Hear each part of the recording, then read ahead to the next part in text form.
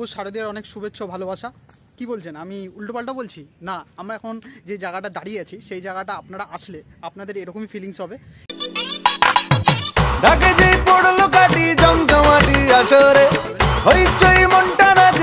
সবাই ভালো আছেন, নতুন আরেকটা ব্লগে আপনাদের সবাইকে স্বাগত। আজকে আমরা আছি রবীন্দ্র সরোবর লেকের সামনে, আপনাদেরকে দেখালাম। তো যেই কারণে আমাদের এখানে আসা সেটা হচ্ছে দুর্গা মিউজিয়াম এক্সিবিশন এখানে আসবো এবং আপনাদেরকে পুরো ডিটেলসে দেখাবো এর জন্য। তো সঙ্গে থাকবেন, আশা করছি আপনাদের ভালো লাগবে। বন্ধুরা, আপনাদের এখানে আসতে গেলে আপনারা প্রথমত আমি যেখান থেকে এসেছি সেটা হচ্ছে দমদম থেকে, দমদম মেট্রো স্টেশন থেকে আমরা মেট্রো ধরবো। ধরার পর আমরা নামবো হচ্ছে রবীন্দ্র সরোবর। তো মেট্রো স্টেশনে এসে গেছি এবং মেট্রো স্টেশন থেকে আমরা টিকিট কালেক্ট করে নিলাম। তো টিকিটের মূল্য হচ্ছে 20 টাকা। তো আমরা টিকিট কেটে এখন ওপরে উঠে গেলাম স্টেশনে। দেখতেই আমরা দেখতে পাচ্ছি ট্রেন দাঁড়িয়ে আছে মেট্রো। তো আমরা মেট্রো ধরবো এবং আপনাদের সঙ্গে কি দেখা হবে রবীন্দ্র সরোবর। দেখুন, আমি সিটও পেয়ে গেছি, এটা খুব ভালো কপাল। যাই হোক, আমি বসেও পড়েছি। তো চলুন, আপনাদের সঙ্গে দেখা হচ্ছে রবীন্দ্র সরোবর মেট্রো স্টেশনে, সঙ্গে থাকবে।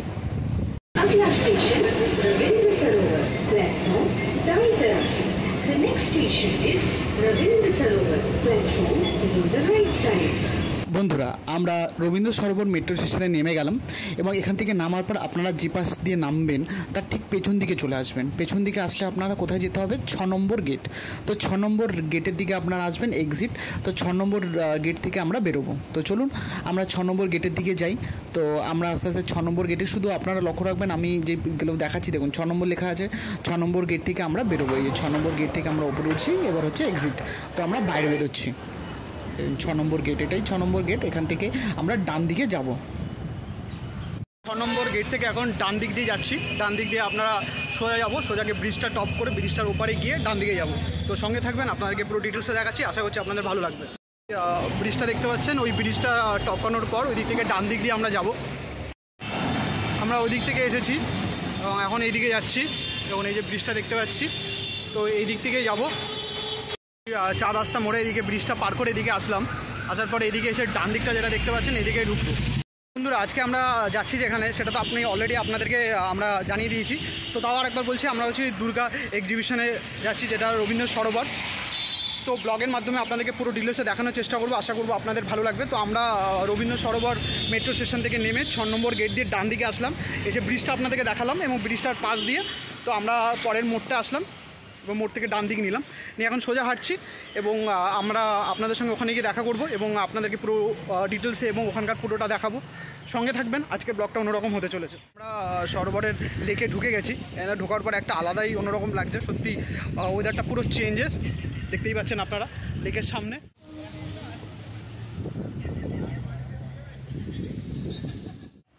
আমরা এখান থেকে হেঁটে হেঁটে যাচ্ছি, এখন দুর্গা এক্সিবিশন মিউজিয়ামের সামনের দিকেই যাচ্ছি।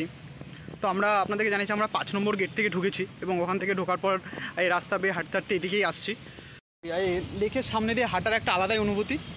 তো চলুন দেখি, আমরা ওইদিকে যাচ্ছি গেট নাম্বার 7-এর দিকে। গেট নাম্বার 7-এর দিকে চলুন। তো যাতে আপনাদের আসলে কোনো অসুবিধা না হয় সেটুকু আমি চেষ্টা করব এবং ভিডিওটা পুরোটা দেখবেন এবং আপনাদেরকে পুরো ডিটেলসেই আপনারা পেয়ে যাবেন। তো কীভাবে আসবেন শর্টকাটে সেই সব আপনাদেরকে জানিয়ে দেবো। তো আসুন, চলুন আমরা গেট নাম্বার 7 থেকে আই থিঙ্ক বেরোতে হবে। বেরোনোর পর কোন দিক থেকে আমরা ইন করব তো সেটাও আপনাদেরকে দেখাবো। 5 নম্বর গেট থেকে ঢুকেছিলাম এবং 7 নম্বর গেট থেকে বেরোলাম। বললো এদিক থেকে না, তো রাস্তাটা পার করতে হবে, ওইদিকে আমাদের যেতে হবে। রাস্তাটা পার করার পর তারপর ডান দিকে গিয়ে গেট পাবো। এই দেখুন। তো চলুন, এখানে রবীন্দ্র ঠাকুরের একটা স্ট্যাচু দেখতে পাচ্ছেন, এই স্ট্যাচুর পাশ দিয়ে যাচ্ছি। এই যে 7 নম্বর গেট। 7 নম্বর গেট থেকে আমরা ওই দিক থেকে ঢুকেছি, বাট ওইদিকে ওই পারটায় যেতে হবে আমাদেরকে। এপার দিয়ে এখন আমরা হেঁটে হেঁটে যাচ্ছি মোটামুটি 4 রাস্তার মোড়ে। এবং এদিকে এদিক থেকে আসলাম, আমরা এদিক থেকে এসেছি এবং এই 4 রাস্তার মোড় দিয়ে আমাদেরকে যেতে হবে এইদিকে। এসে লেফটের দিকে যাচ্ছি, এইদিকে ওই রাস্তার মাঝখান থেকে এবার আমরা এদিকে যাচ্ছি। 3 নম্বর গেট দিয়ে ঢুকে গেলাম আমরা। বন্ধুরা, এখন আমরা 3 নম্বর গেট থেকে ঢুকে গেছি। তো প্রথমত আমরা 5 নম্বর ওই দিক থেকে ঢুকেছিলাম বলে আমাদেরকে অনেকটা হাঁটতে হলো। তো তারপর জিজ্ঞাসা করার পর আমরা 3 নম্বর গেটের দিকে আসলাম। তো 3 নম্বর গেটের থেকে আসলে আপনাদের সুবিধা হবে। তো এই গেট থেকে আপনারা সোজা হেঁটে বাঙালিরা কলকাতা থাকতে পারেন না দুর্গাপুজোর সময়, সে সকল বাঙালিরা এই সময় এখানে এসে দুর্গা ঠাকুর অবশ্যই দর্শন করতে পারবেন। বড় বড় ক্লাবের দুর্গাপুজোগুলো এখানে ঠাকুরগুলো রাখা হয়। তো আসলে আপনাদের সত্যি ভালো লাগবে। তো আমরাও আমিও এসেছি এখানে, তো আপনাদেরকে পুরোটা দেখাবো। এবং সেই সকল বাঙালিরা যারা ওয়েস্ট বেঙ্গলের বাইরে থাকে পুজোর সময়, তারাও এখানে আসলে সেই সময়কার যে একটা আলাদা সৌন্দর্য থাকে পুরো কলকাতা জুড়ে কিছুটা হলে উপভোগ করতে পারবেন। আপনারা আসুন এবং আপনাদের ভালো লাগবে।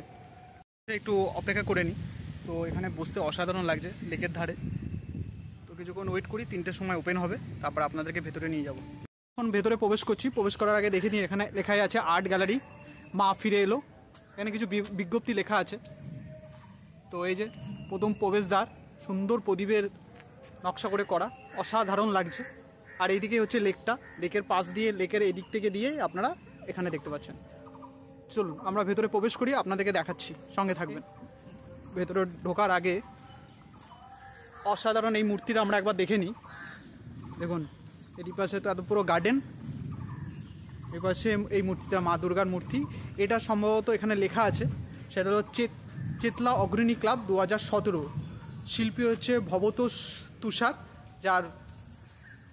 তিনি এই মা দুর্গা মূর্তিটি তৈরি করেছেন। অসাধারণ লাগছে দেখুন। প্রবেশ করে গেছি বন্ধুরা। তো এই মূর্তিটা আপনারা দেখলেন, এটা আমরা দেখালাম। এবার আস্তে আস্তে ভেতরের দিকে প্রবেশ করব, আপনারা সঙ্গে থাকুন। চলো বন্ধুরা, আপনাদেরকে আমি টাইমিংটা জানিয়ে রাখি। এটা হচ্ছে ওপেন টাইম হচ্ছে সকালবেলা 6টা থেকে 10টা এবং হচ্ছে বিকেলবেলা হচ্ছে 3টে থেকে 6টা। এই সময় আপনারা আসতে পারেন। এই সময় আসলে আপনারা এখানে প্রবেশ করতে পারবেন। এবং চলুন আমরা আস্তে আস্তে ভেতর দিকে প্রবেশ করি।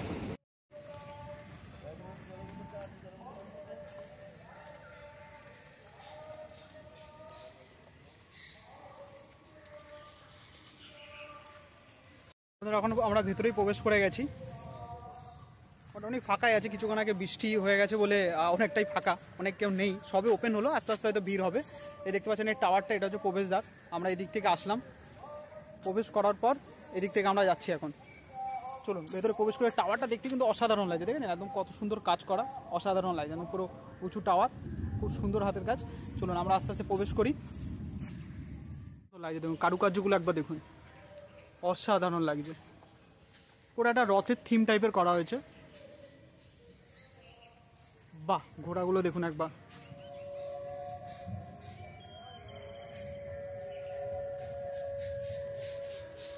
ভেতরে তো প্রবেশ করেই গেছি এবং ভেতরে প্রবেশ করার পর এগুলো আপনাদেরকে দেখাচ্ছি। পুরোটা একটা পার্ক, পার্কের মধ্যে এত সুন্দর করে এত সুন্দর একটা জিনিস করা আছে এবং দেখতেও খুব সুন্দর লাগছে এবং আপনাদেরও ভালো লাগবে। আমার তো অবশ্যই ভালো লাগছে। যারা যারা এখন চ্যানেলটি সাবস্ক্রাইব করেননি, তো প্লিজ চ্যানেলটি সাবস্ক্রাইব করে দেবেন, লাইক এবং শেয়ার করবেন এবং কমেন্ট করে জানাবেন আপনাদের কেমন লেগেছে। তো এই দেখুন, এদিকে একটা মিউজিয়াম, এদিকে একটা সুন্দর মায়ের একটা মূর্তি আছে। বন্ধুরা, আমরা আস্তে আস্তে ভেতরে প্রবেশ করে গেছি, অসাধারণ লাগছে। এবার এই পাশ দিয়ে আমরা আস্তে আস্তে সব ঠাকুরগুলো দেখছি।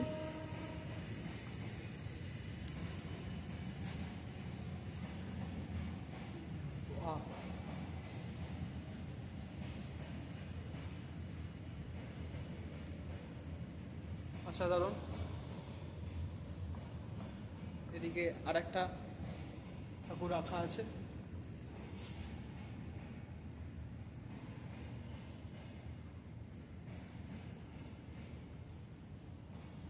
এটা হচ্ছে বরিশা ক্লাবের পুজোর, দেখতে পাচ্ছেন বরিশা ক্লাব মা দুর্গা।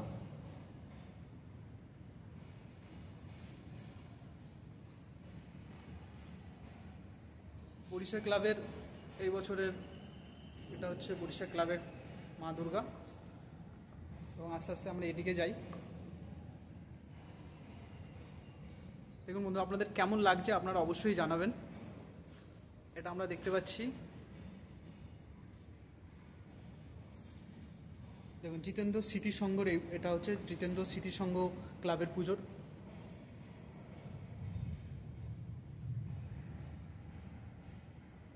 এটা কিন্তু সম্পূর্ণ চক দিয়ে প্রতিমাটা তৈরি করা হয়েছে। দেখুন এখানে লেখা আছে সম্পূর্ণ চক দিয়ে, আপনাদেরকে দেখানোর চেষ্টা করছি। এবং পুরো চক দিয়ে প্যান্ডেলটা তৈরি করা হয়েছে, মানে ঠাকুরটা তৈরি করা হয়েছে। পুরো প্রতিমাটা পুরো চকের দিয়ে। আপনারা বন্ধুরা যারা যারা পুজোর সময় ঠাকুর দেখতে পারেন না, তারা এখানে চলে আসবেন এবং সুন্দরভাবে এখানে আস্তে ধীরে আপনারা সুন্দরভাবে মার দর্শন করতে পারবেন। এবং কত সুন্দর কাজ হাতের, দেখুন পুরোটাই চক দিয়ে তৈরি করা হয়েছিল, অসাধারণ। চলুন এরপর আস্তে আস্তে পরেরটাই যাই আমরা। এবং আমরা এরপরে চলে এসেছি সন্তোষপুর লেকপল্লী 2020। এবং লেখাই আছে প্রতিমার শিল্পী হচ্ছে সোমনাথ মুখার্জি। অসাধারণ। আমার মুখটা দেখে নিন একবার আপনারা।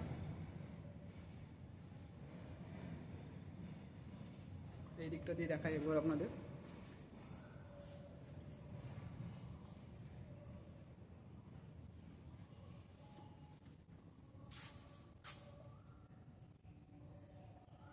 চলে এসেছি, এটা হচ্ছে চেতলা অগ্রণী 2020। এটা 2020 পুজো হয়েছিল চেতলা অগ্রণী। প্রতিমা শিল্পী হচ্ছে শ্রী অনির্বাণ দাস।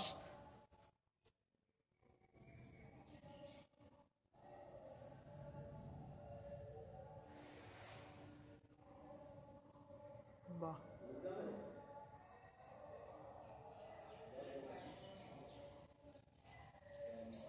শুনুন এর পরেরটা যাচ্ছি আস্তে আস্তে। এটা পালকিতে, একটা পালকির মধ্যে ঠাকুরকে দেখা যাচ্ছে মাকে। এটা হচ্ছে যত সম্ভবত নামটা দেখা যাচ্ছে না, একবার নামটা দেখার চেষ্টা করি। আচ্ছা, জানবাজার সম্মিলিত কালী পুজো, জানবাজারের এটা পুজো সমিতির।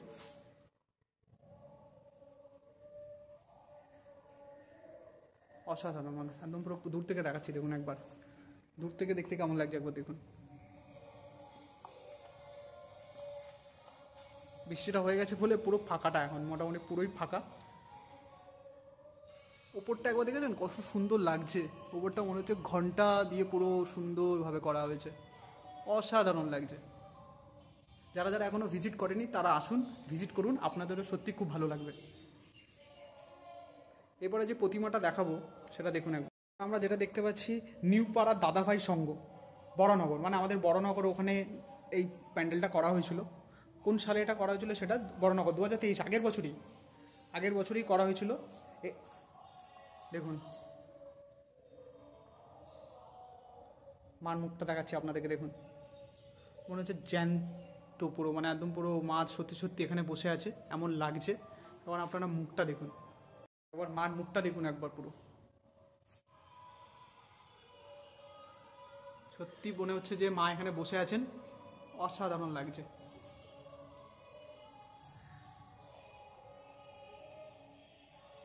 অসাধারণ অসাধারণ।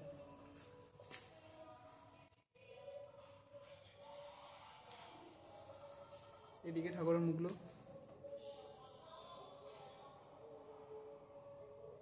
মনে হচ্ছে না সত্যি সত্যি আপনাদের কেমন লাগছে আপনারা জানাবেন অবশ্যই। গণেশজি,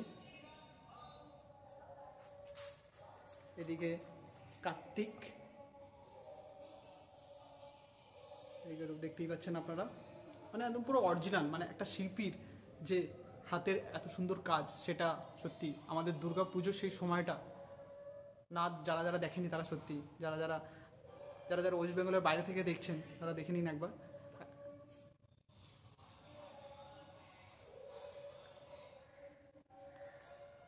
তারপরেরটা যাচ্ছি আমরা আস্তে আস্তে।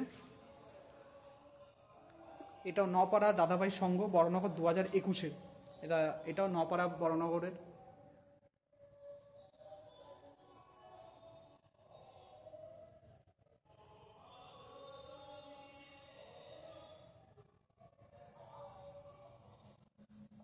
আস্তে আস্তে পরেরটা যাচ্ছি আমরা। গল্ফ গ্রিন শারদ সংঘ কমিটি 2022।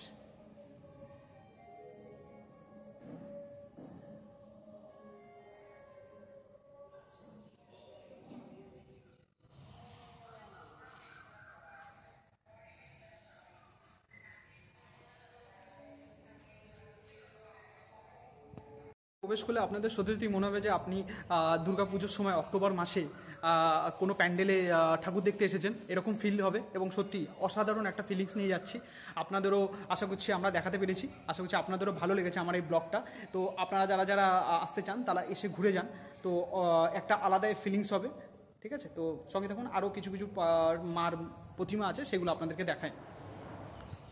এখানে হচ্ছে 74 পল্লী খিদিরপুর 2020। প্রতিমার শিল্পী হচ্ছে শ্রী নির্মল মালিক। দেখুন ওনার হাতের কাজটা একবার দেখে নিন।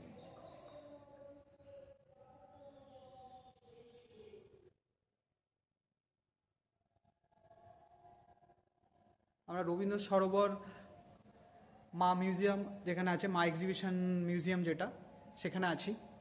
এবং এখানে সব প্রত্যেক বছরের কিছু কিছু দুর্গা, বড় বড় ক্লাবের দুর্গা প্রতিমাগুলো যেইগুলো এখানে আনা এবং মিউজিয়ামের আকারে সবার জন্য সারা বছর যাতে সবাই দেখতে পারে, সেটাই প্রচেষ্টা। কিন্তু সত্যি অসাধারণ প্রচেষ্টা, আমার তো খুব ভালো লেগেছে। চলুন আস্তে আস্তে এর পরেরগুলো দেখাই।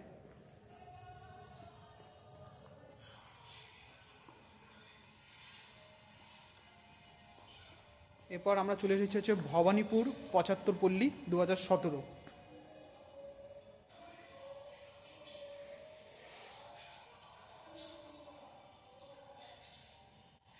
বন্ধুরা আপনাদের কেমন লাগছে কিন্তু অবশ্যই জানাবেন।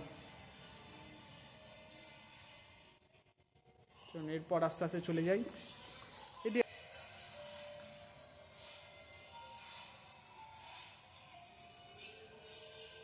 বাহ, আস্তে আস্তে এর পরেরটা যাই এদিকে।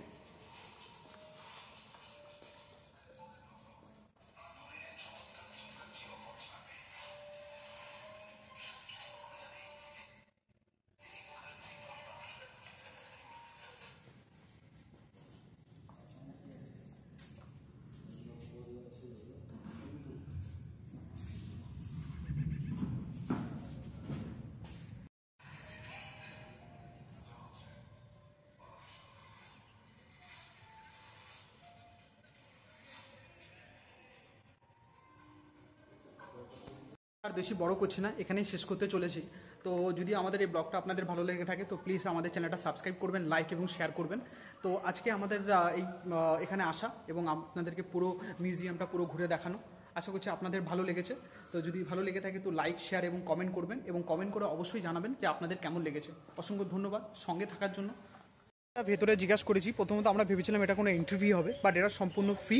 তো আপনাদের এখানে আসতে গেলে কোনো টিকিট সিস্টেম নেই, কোনো মূল্য দিতে হবে না। তো আপনারা ভেতরে প্রবেশ করতে পারবেন। তো আমরা বাইরে বেরিয়ে গেছি, এই যে রাস্তাটা। এবার আমরা আস্তে আস্তে বাড়ির দিকে যাই। চলুন এখানে আজকের মতো ব্লগটা এখানে শেষ করছি। তো অনেক আগে আপনাদেরকে বলে দিয়েছি যে ব্লগটা শেষ করছি, বাট তারপরেও বাইরে বেরিয়ে পরিবেশটা এত সুন্দর লাগছে, এত ভালো লাগছে, তো সেটুকু আপনাদেরকে দেখানোর জন্য আমি আরেকবার ক্যামেরাটা অন করলাম। দেখুন একবার বাইরের পরিবেশটা, ফাঁকায় ফাঁকায় খুব সুন্দর লাগলো। দেখুন একবার, চলুন। তো টাটা, বাই বাই, অসংখ্য ধন্যবাদ এতক্ষণ সঙ্গে থাকার জন্য।